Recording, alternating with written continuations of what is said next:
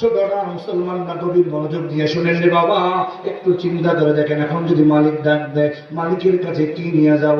জীবনের গুনাহের কোনো শেষ নাই। একটা কবিরা গুনাহ নিয়ে যদি ওই কবরে যায়, ওই কবর বড় অন্ধকার, ওই বড় কঠিন ঘর, ওই কবর বড় কঠিন ঘর। আমার নবী ডাক দিয়া কয়, আল কবরু রাউযাতুম মিন রিয়াজিল জান্নাহ। কবর কারো জন্য হবে জান্নাতের বাগান, আমার এই কবরটা কারো জন্য হবে হুফরাতুম মিনান নার, জাহান্নামের একটি গর্ত।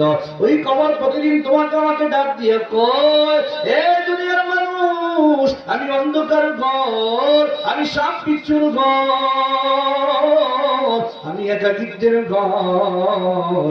আমার কাছে আইসো তো বুঝতেছেন না, আইসো। এমপি আর কে মন্ত্রী কোনো পরিচয় চলবে না, কে বক্তা, কে মুহাদ্দিস, কে ইমাম, কে খতিব, কে কুতুবপতি, কোনো পরিচয় আমার কাছে চলবে না। আমার কাছে চলবে নেকর আমল। যুবকরা, বৃদ্ধ বাবাজিরা পায়ে হাত রেখে বলে, একটু চোখটা নিচু করে একটু চিন্তা করে দেখেন, এই জবান দিয়ে কত গুনাহ করেছি, এই হাত দিয়ে কত গুনাহ করলাম। আল্লাহ, এই প্রাণ দিয়ে কত গুনাহ করেছি। আল্লাহ যদি ধরে, জাহান্নাম ছাড়া কোনো উপায় নেই। আল্লাহকে ডাকতে বলে, আল্লাহ, আপনার একটা নাম হলো গফফার, আপনার একটা নাম রহমান, আপনার রহমান নামের উসিলা আমাদের মাফ করে দাও। জোরে জোরে বলেন আমিন। হে মুসলমান, চোখটা বন্ধ করিয়া পাশে গিয়া মাথার সঙ্গে বালিশের সঙ্গে মাথা লাগাইয়া একটু চিন্তা করে দেখবেন, দুনিয়াতে কেউ আপন না। চিন্তা করিয়া দেখো, কবরে তুমি কি নিয়ে যাইবা? এই বাড়ি গাড়ি দালান কোটা কিছুই তোমার সঙ্গে যাবে না। যেতে হবে খালি হাতে, যেতে হবে খালি হাতে, সঙ্গে কিছুই যাবে না।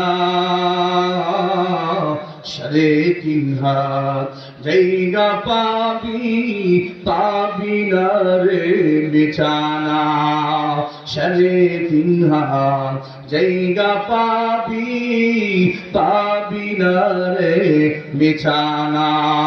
ভাই বেড়াদার যারাই ছিল,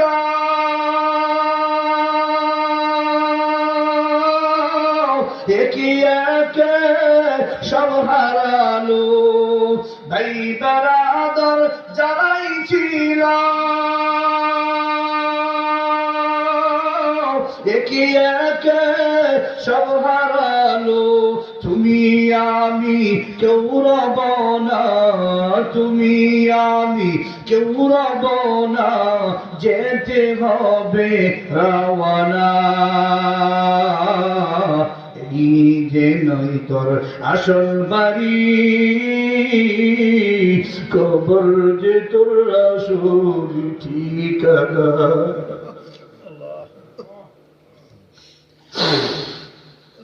এই যে নয় তোর আসল বাড়ি,